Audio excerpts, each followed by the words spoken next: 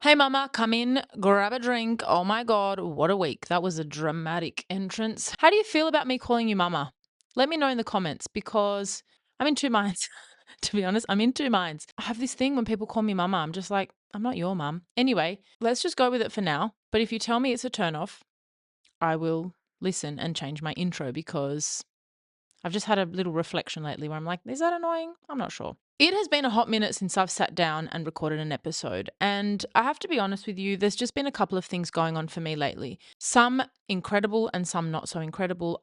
The incredible stuff. I'm on an incredible journey. The incredible stuff. I'm on a journey at the moment, learning so much about content creation, learning so much about just showing up online and giving you the real me and just learning who the real me is, to be honest. And because of that, I feel like I've put a lot of energy into those things. And one of the things that it's really taught me is just to show up as myself. So if you're watching this online, you will see me not looking great, sitting on my floor with, I haven't even checked, is the background behind me okay?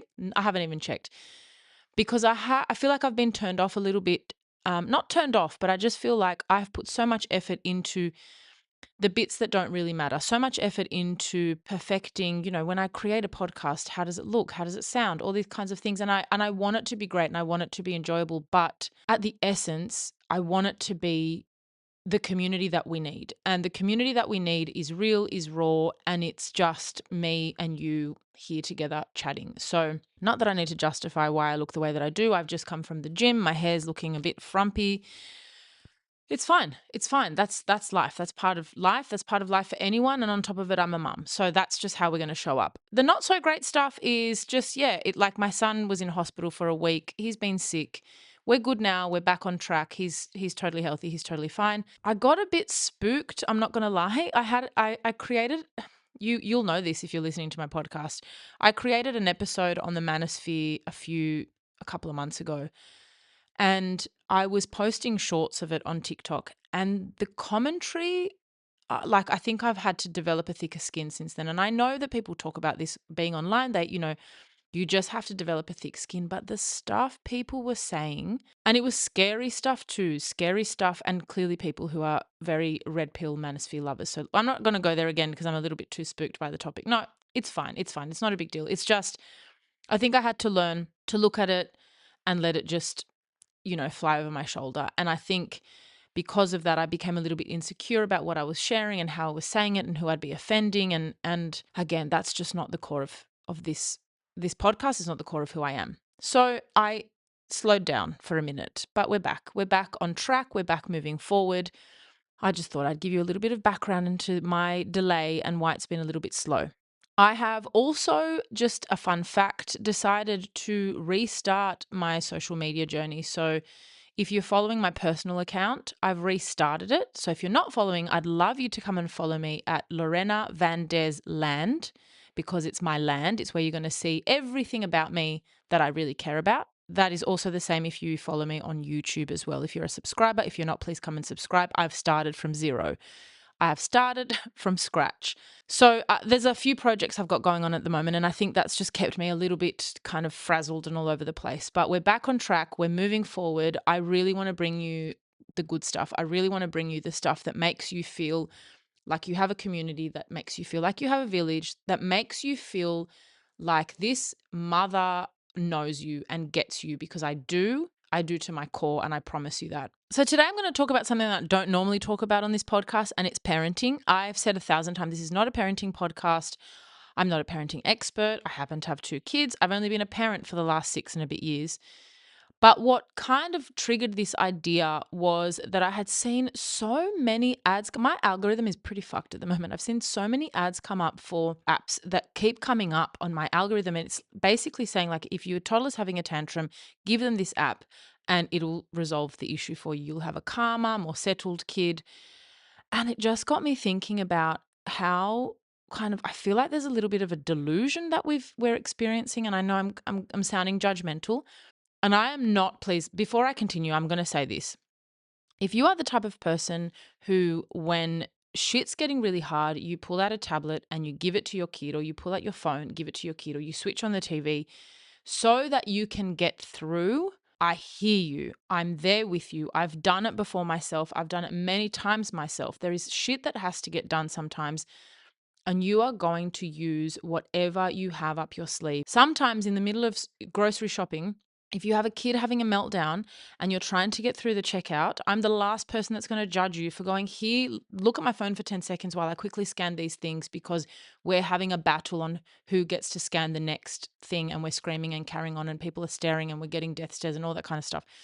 So I'm not judging. Please don't take it that way. What I'm talking about is just this idea of like, this is the solution to tantrums. Here, have this app. Here's a system that you can use that involves giving your kid a distraction so that they settle. Like I said, not a parenting podcast, and I'm not an expert, but it's just something, there's some alarm bells going off in my head when I see that kind of stuff. And obviously I'm not the only one, because the entire comment section under these posts is like, are we for real? Like, is this where we've gotten to, where our kid is having a hard moment, is learning to deal with their emotions, and we are just going, here's a distraction?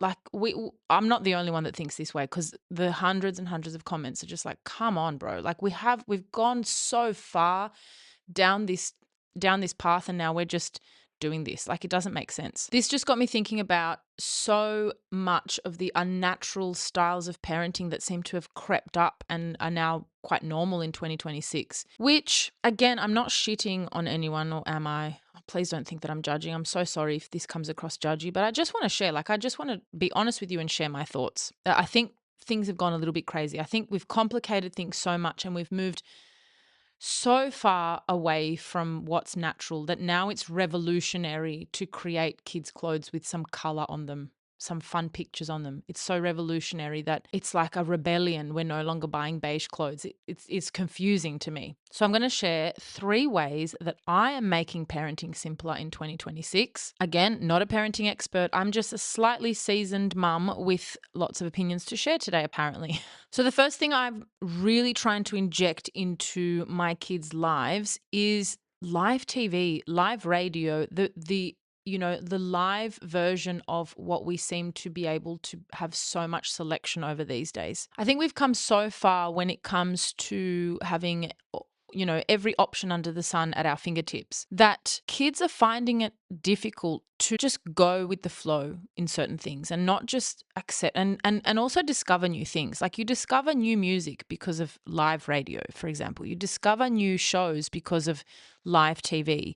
You discover new things because in one way or another you're kind of forced to have to watch them or forced to have to consume them. That sounds really weird, but I guess the opposite of that is literally having a playlist of your favorite things, or a streaming service of your favorite shows, and you have all the selections at hand, and you can opt into a handful of those things and watch them on repeat or listen to them on repeat. I just feel like the way that kids are consuming things now, and the way that my kids were consuming things now, made them very impatient. They weren't willing to try new things. And I think that's my biggest problem, is you have to understand that new things can be better than what you know, that different things can bring you new experiences. And not being willing to try those new things and having the option to not try those new things, I think, is a bit problematic. But also the lack of patience, like the lack of, I used to wait by the radio for my favorite song to come on, and I used to record music on a cassette, and I would sit by the radio and just entertain myself. Boredom is magic. And I say that to my kids all the time, and I think they're struggling with the sense of boredom. They're struggling with,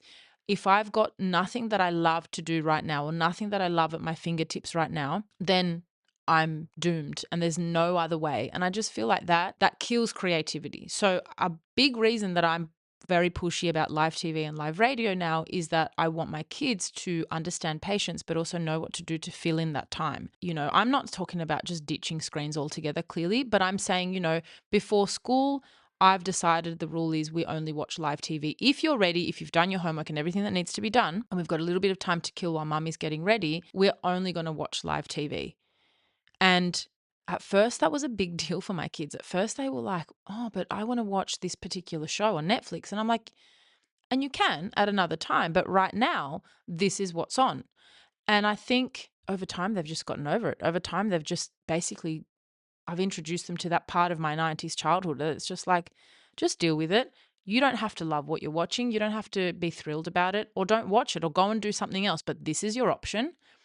And that's what we're going to roll with. I think unlimited choice is very overwhelming for kids, especially from the perspective of, if I don't have exactly what I want in front of me right now, the mountain of toys my kids have, and they tell me that they're bored. The mountain of, streaming services that they've got access to, YouTube, although I'm very hard with YouTube, but the fact that they can just log in and find their favorite songs straight away. We've got Spotify. They can pick their favorite music all the time, and they don't really know what to do if those things are not available. I felt super bad about that. I felt really actually guilty about the fact that when my kids come to me and go, I'm bored, I've got nothing to do, and or they come to me for a solution to their boredom, and I just think about all of the choices that they've got at their fingertips, I feel super bad about it. So I think I'm right now, they're 3 and 6, and I'm flipping the switch. That limited choice is actually forcing my kids back into being creative, and I'm finding them slowly maybe disengaging with what's on the TV, but then coming up with a game instead. Or they might disengage with a song that they don't necessarily like on the radio, and they'll start a conversation in the car instead. Like, those little things are starting to creep back into our lives, which make me really happy, because creativity for me is essential, is non-negotiable. It's the best human trait, and we all have it. We're all creative, but we need boredom to be able to get there. And I think the biggest gift I can give my kids is boredom, to be honest. And they would hate me for saying that, because being bored feels horrible and feels really yucky, but it's so important. The second way I'm making parenting easier for myself, and this is a big one that I've had to learn, is not centering my life around my children. My kids are absolutely the center of my universe, so let's not question that. Absolutely the center of my universe. However, a lot of my time up until very recently has been spent finding ways to do stuff around my kids, finding ways to entertain my kids, and then I'll do the things that need to be done in the breaks, in the gaps. I will work on my own goals once they've gone to bed. I will clean when they're not home. I will do the stuff that needs to get done around them, so that when they're here, I can make sure that we're spending quality time together, that we're entertained. And that sounds really nice, and that sounds really connected and really present and mindful. But A, it's not real life. And B, they're missing out on so much because of that. And I never thought about it that way before. But again, that boredom, that just being part of family life, having to just get along with your sibling and play with them because mum's busy working. And that's just how it is. Also, seeing mum working, seeing mum doing the things that need to get done to fulfill herself, to fulfill her life as a kid, is so valuable for when they grow up, and for when they think about the future that they're going to have, and think about the lifestyle that they need to have in order to achieve their goals and do something and live a meaningful life. When I was a kid, Mum, if you're listening, don't take this the wrong way, but I do not recall my mum playing with me, because parents didn't play with us. Kids play. Adults don't necessarily play in the same way, or they never did when we were kids. And I don't think we would have been any closer if we had played, because we're extremely close. And I don't think that we would have gained more from playing with our parents. And I'm talking like the thousands of hours that I have sat and set up train tracks for my son, or played Barbies with my kids, or, okay, to be honest, there'll be many times where I sit and play Nintendo. That's because I enjoy playing.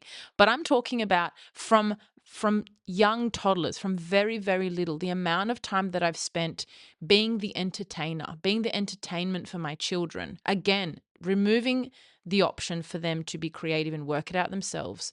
Completely driven by this fact that I want to spend quality time with my kids, and I want to do meaningful stuff with my kids. But quality time is also in getting the stuff done that needs to get done. Quality time is also going with your mum to an appointment that she needs to go to, spending that time together despite how boring it is to go to an appointment. That's quality time.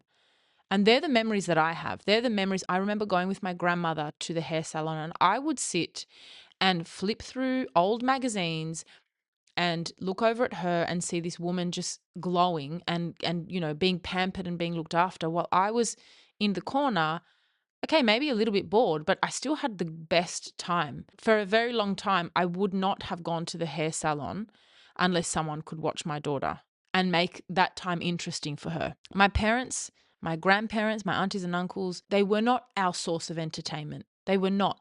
They let us entertain ourselves. They didn't stop us from having fun, but they were not our entertainers. I think parents now feel a constant pressure to entertain their kids. I really do, which is why, and again, no judgment because I've done it myself 1,000 times, but which is why when we go and do things that are just ordinary tasks that need to get done, grocery shopping, going to the doctors, I don't know, going out for dinner as a family, we feel the need to entertain our kids. I still do. Like if we're going out for dinner with the family, I will go, okay, let's grab a backpack and let's grab all these things that we can play with and draw and your cars and entertainment books. And I still do that kind of stuff. I'm very mindful of not whipping out a screen unless I just am at my wit's end, to be honest. But I still feel like if I'm making them come along, then I should be expected to entertain them. And actually, it's really funny because nowadays you notice that a lot less kids run around in restaurants and those types of places. And when they do, people are like, that child, no one's controlling that child because we're all entertaining our kids. In the 90s, in the 80s, we used to bloody run amok.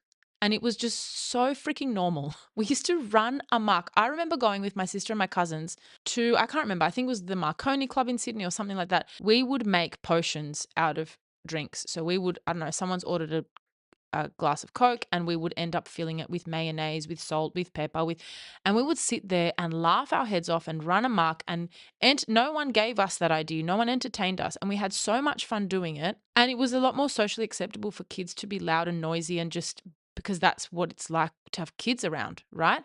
And I feel like we as parents now put so much pressure on ourselves, not only to entertain our kids, but to maintain this very peaceful environment for everybody else. It's too much and it does no service for our children. And it's tricky now because I want to change that, but I can't have my kids be the only two running amok in a restaurant. Like you'd fucking hate me if I sat near you. So obviously I kind of try and find the balance, right? I try and find the balance where I'm like, okay, we're going to go to a restaurant, guys.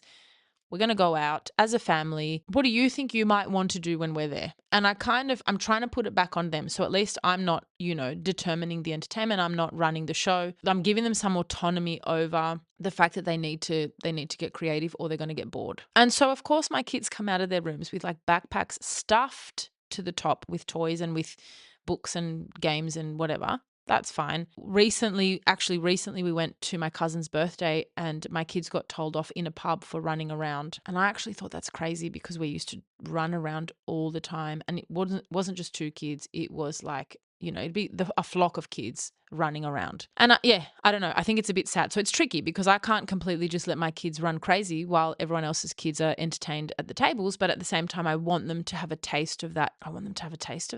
That's what we do. At the end of the day, being super child-centered, I think, is detrimental again to their creativity, again to them looking at real life around them, because real life is not, okay, I'm going to this place and I need to be entertained. I really think that kids benefit so much more from learning to operate around what a family needs and not the family operating around what kids needs, because that's just life. If we're operating collectively, if we're making things work as a team, we're a team. We're not individuals that need to be entertained. And I really think that kids would benefit so much more from that and also have a bit more freedom, which who doesn't need more freedom, right? Again, freedom to be bored, freedom to get creative, freedom to talk to other people, freedom to discover new things, to explore. The third way that I'm making parenting easier for myself, and it's probably the most controversial and the most challenging for me to have overcome, is that I don't care anymore how parents parent their children. I don't care what other parents do. I will just do what's right for me and my family. I used to be in constant comparison mode, and I know the feeling is horrible because you never win when you're in constant comparison mode. There'll be times where I'm like, oh my God, I'm too strict. Oh my God, I lose my patience too quickly. And then on the other side of it, I'm like, oh, I'm too soft. Oh, my kids were the naughty ones on this occasion. And first of all, it doesn't make any sense because I've said this 1,000 times. When you're comparing your life to someone else's moment, you're comparing what you see right now with your all the knowledge that you have about your life. So if you were impatient this morning and you meet with a mum for a coffee and she's calm for the duration of that coffee, you're going to assume that she's calm all the time, which is why I'm all about exposing the highlight reel, which is why I'm all about just being honest and being upfront, because it does everyone a disservice when we're not just honest about it. If I happen to have a calm moment when I'm out and I'm with someone else who is really struggling because their kids happen to be having a bad day, I'm going to make it well fucking known that my kids were that way yesterday. I'm going to make it crystal clear that what you're seeing of me right now is just some of me, is just some of my mum experience. I lose it. I feel guilty. I cry. I say the wrong things. I make mistakes because I'm human and I'm learning. The comparison mode is a huge problem, and it's something that I've learned to overcome. But for a long time I really suffered. And it used to really upset me because it would make me firstly it would make me reflect on absolutely everything and feel shit about 90% of myself as a mum, 90% of myself as a person. I would be thinking about how beautiful someone else's home is compared to my tiny apartment, which I struggle to keep tidy. And it would make me feel like a failure over so many things. It would make me question my parenting. And I'm the type of person, well, not so much now, but I have been for a very long time, where if I feel like something's not working, I'm like, let's just chuck it all in the bin and start again. I've spoken about this before. I have been an all or nothing person for a very long time. So it's a very, for me, it's a very painful experience to be comparing myself to someone else's best bits and then reflecting on my whole life. I no longer care what other parents do because somehow I've gained a bit of confidence in my parenting, which I think is a good thing. I'm very tuned in with the conversations that I have with my kids, and I'm confident now to be firm when I need to be. If I see someone else's parent being soft about something that I want to be firm with my kid about, I used to, in the moment, be soft and be like, no, that's okay, you can do that. And then I'd be like, why did I bend? Like, I didn't want my kid to do that. I don't think it's nice. Or I thought it was something, I don't know, let's say rude. I thought my kid was doing something that they shouldn't be doing, but the other parent was letting their kid do that thing. So I'm like, I don't want to be the strict one here. I want to be, the fun one. I don't want to be perceived as, also, I don't want that other parent thinking that I'm judging them by not going along with the way that they do things. But at the end of the day, my kids are the ones that are going to suffer the consequences of that. And the more I grow into my parenting style, the more I realize, yeah, I'm fun, but I'm firm. Even my daughter, who's 6, has said to me, when I've apologized for being too strict, or I've said, I'm really sorry we couldn't do that today, but you have to understand that XYZ. She has even said to me, Mum, you are firm but fair. And I'm like, how do you even at 6? But I think that's the thing, because I'm consistent and because I've stopped comparison mode and I just parent the way that I believe makes sense. And I have honest discussions with my kids. There are many discussions with my kids that people are like, how could you talk about that with your children? Go back a few episodes. I did a couple of episodes with my daughter, and I made, again, shorts of those episodes and put them up on TikTok. And most people were like, wow, this is amazing, beautiful. Like, my daughter's so just articulate and deep and thoughtful. But there were a number of people who were just like, how could you be having this conversation? How could you dump this? I think the topic was mum guilt. How could you dump that concept on your daughter? She doesn't need to own your guilt. She doesn't need to own these things. And I'm like, before I would have crumbled at those comments. Now I'm just like, because I'm growing a woman who is very reflective, and we have these conversations about all the things all the time, and we have a very good relationship. When I see a parent doing something that I like, I take it as a lesson. I just look at it as, wow, that's really cool. I'm going to try that. And that sounds super simple and super straightforward. But I can't tell you that the old me would have been like, look how amazing that parent is, and look how shit I am for not having done that. Simple example. They're organized. They know what's next. They know what they're doing. We are a bit of a mess in this house. That's no lie. And there's ways to improve.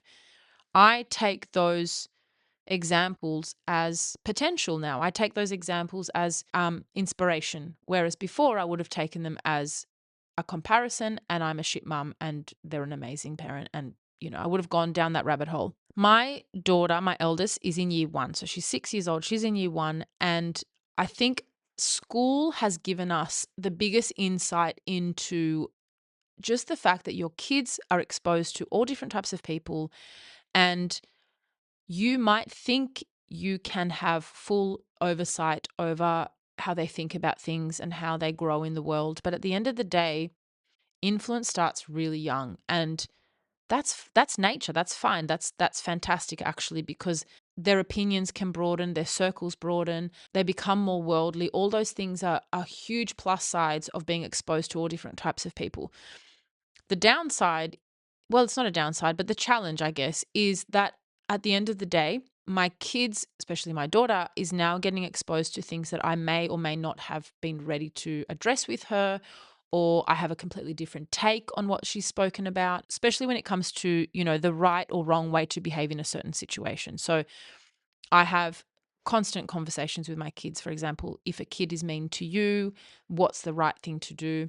I was talking with my daughter the other day about the concept of two wrongs don't make a right. So if someone's done the wrong thing to you, at the end of the day, you still need to do what you feel is right. You still need to do the kind thing. You still need to be strong in your opinions and secure in how you feel about things. And if someone is bullying you or telling you that you have to do things this way, or has said something mean to you, for example, you still can do things your way. But that's a really tricky concept, I think, for a kid. So something that I've fallen in love with is a bit of like the clan. We do things this way. We are this family, and because you're part of this family, these are the ways that we operate. And I really love that concept because obviously this sense of belonging is huge, but it allows you to explain things to a kid who's kind of getting influence from all kinds of directions: mum, dad, grandparents, kids at school. I think it's really allowed me to shape how I can explain what's acceptable and what's not acceptable. And partly, I can explain it in terms of what's right and wrong. We can talk about what morally makes sense and all that kind of stuff. But it's a really nice tool to have that we say, you are part of this family, and this family believes this. We operate in this way. We question things, we discuss things. There is this nice sense of, because I'm part of this family, that helps dictate how I behave. Not what's cool, not what's in fashion necessarily, but the fact that we operate this way. And I think I had a big sense of that when I was young because I came from a family made up of migrants. I don't know if I've spoken about this too much on the podcast, but my mum is from Uruguay. My dad's from the Netherlands. I'm the first Aussie born in our family. So our family has always felt like it operated differently to a lot of my other friends. And that cultural mix has made up a big part of my identity and has made up a lot of why I behave the way that I behave. And I like to be able to give that to my kids. I like to be able to say, we do these things because of the family that we are. I think it's a bit of a grounding tool for kids to be able to make good decisions. And so I like to do that because then it can help me have conversations with my daughter around, well, there was an example recently where she was telling me about a bunch of kids that were picking on somebody. And I asked her what she did. And it was kind of like, well, I don't know, like she didn't join in, but it was I don't think she felt the permission to do something about it. She didn't like it, but she was like, oh, I better not go against the crowd because, I don't want to lose friendships and all that kind of stuff that you navigate when you're a kid. And then it becomes a nice conversation to be like, well, the way we operate is we do the right thing always. We operate with kindness and with courage and with strength. So how would you have dealt with that situation if you were thinking about kindness, strength, and courage? And it's nice because then we don't have to worry about how other people parent because they may or may not deal with those situations in the same way. Because of this, I'm also caring so much less about what people think of my parenting too. And that is so bloody liberating, can I tell you? Because the judgment will exist no matter what. The judgment will exist if you do something, if you don't do something. People are always there to say something or there to question something. For a very long time, I would become super self-conscious. For example, if I was out with my kids and let's say my daughter, when she was younger, if she started getting upset or having, a big meltdown publicly, I would deal with it publicly in a way that I may not have instinctively dealt with it outside of the public eye. I very much believe in supporting a kid to navigate their emotions. I very much believe in validating someone's feelings. You might be upset with this. I can understand that.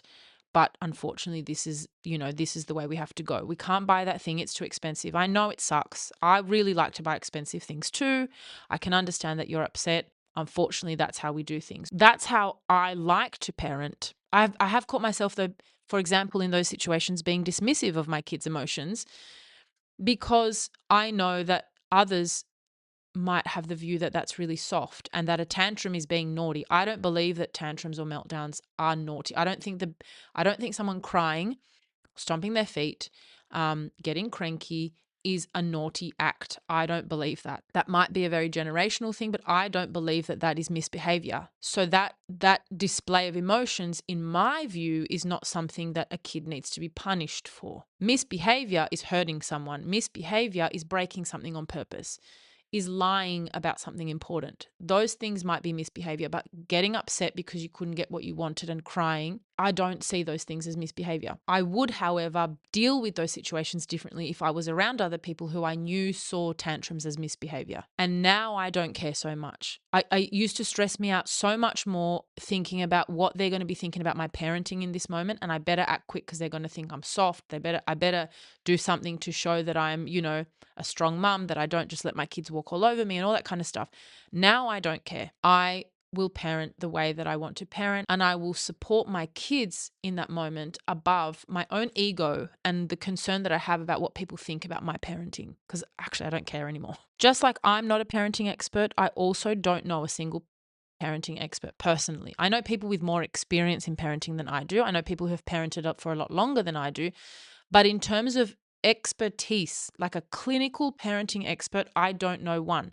So being concerned about what people think about my parenting above parenting in the way that I know makes sense to me doesn't make sense. I want to read you a comment actually that I got on my post recently. I mentioned earlier that I had made some shorts, some TikTok shorts from a recent episode that I did with my daughter. I want to read you a comment that someone had left on one of those posts. So for context, this was an episode that we were talking about mum guilt with my adorable 6-year-old daughter. I love her to pieces. And we were talking about the dilemma that mums feel guilty when they do something and when they don't do something. The example that I used was that I feel guilty when I give her a treat because I'm thinking about her health and her wellness, but I also feel guilty when I don't give her a treat because I know how happy that would make her. And so there's that bit of a dilemma that basically mums feel guilty all the time.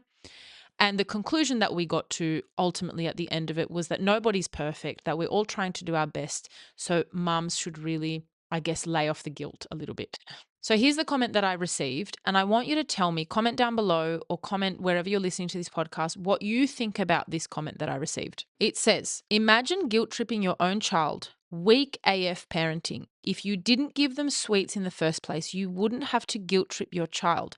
My child is 4 and has never had a sweet, anything with sugar in it. Doesn't scream, lash out, or make it all about them causing a scene. Also doesn't have an iPad because we actually talk to our children and interact with them. Kids love attention. If you can't give it, you shouldn't have a child. That was the comment I received. 4 to 5 years ago, I would have absolutely crumbled into a fetal position over this type of comment on my parenting. And I would have ignored what I can now see is the huge hypocrisy here. And I'm going to pull it apart because I'm normally very soft and I like to sit on the fence and I don't want to offend people. But this is the most hypocritical thing someone can say. And now that I'm looking at it through a logical lens, I think that's partly why I don't let people's views on my parenting affect me so much, if at all. My parenting is weak AF, according to this comment, but you managed to avoid any challenge by not introducing the kid to things that they might potentially like. Yeah, not introducing the kid to a sweet, a lolly, something fun, which they're going to be exposed to in the real world at some stage. You're telling me you're never going to take your kid to a party?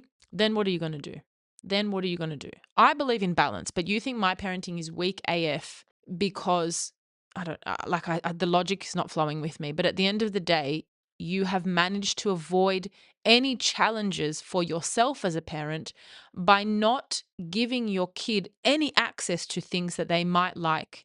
And then you might have to deal with the consequences of that. I can tell you to my core that I'm not a perfect parent. I know that for a fact because A, I don't believe in perfect parents. B, I've only been doing it for 6 and a bit years. And C, no one's perfect. So I know that I'm not. I know I make mistakes. I reflect on those mistakes. I repeat those mistakes. I try to learn from them and we go down the fucking road the way that we go.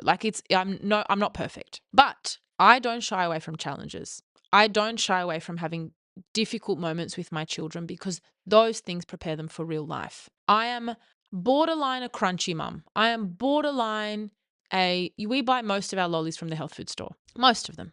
Not the nerds. Not, we get lolly bags from parties and we have a lolly stash and every now and then we break into it, right? But I'm a borderline crunchy mum. There are many situations that I go into knowing full well that I'm going to face a challenge with my children, that there may be a battle, there may be something that we need to have big emotions over and unpack and work through that. But I do it knowing that my kids are going to face these situations in the real world. My kids have tasted lollies. Is that my weak AF parenting?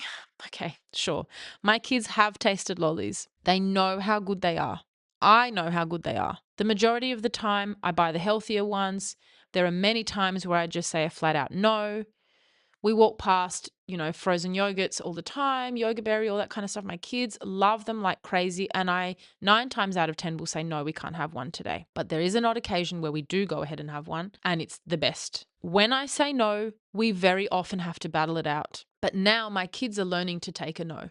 They're learning to hear an answer they don't want. And yes, they don't like it. They're 6 and 3. They have tantrums. They have meltdowns over things that they want and I've said no to. And I also lose my patience at times. But I think this is far from weak AF parenting. That's just my opinion. I think weak AF parenting is avoiding the challenge, is avoiding the struggle, is thinking that if your kid is placid and calm 24/7, if your kid, is getting upset, but you've managed to placate the situation by handing them this fantastic app that manages to calm children down instead of dealing with the problem. Oh my God, I'm so judgy. I must be getting my period. But I don't consider my parenting weak. Sorry. Fun times. I thought I would share these 3 ways that I'm making parenting easier for myself, plus a wonderful little quote from a beautiful person who left it on my TikTok account, just to show you that we all do things differently. We all do things differently. We all have a different parenting style. This is probably the judgiest you've ever heard me on a podcast episode. I hope it doesn't turn you off because I love you to pieces. I want you to come back next week. We are fucking killing it over here. Honestly, I know you're doing your best. Anyway, the kids are tired. I'm tired, you're tired. We're going to go get some rest. I might come back next week with a whole bunch of other things that I think about parenting and how I'm making it easier for myself because I feel like we all need to do a little bit of that. So here, take some leftovers. I love you to pieces and I cannot wait to see you next time.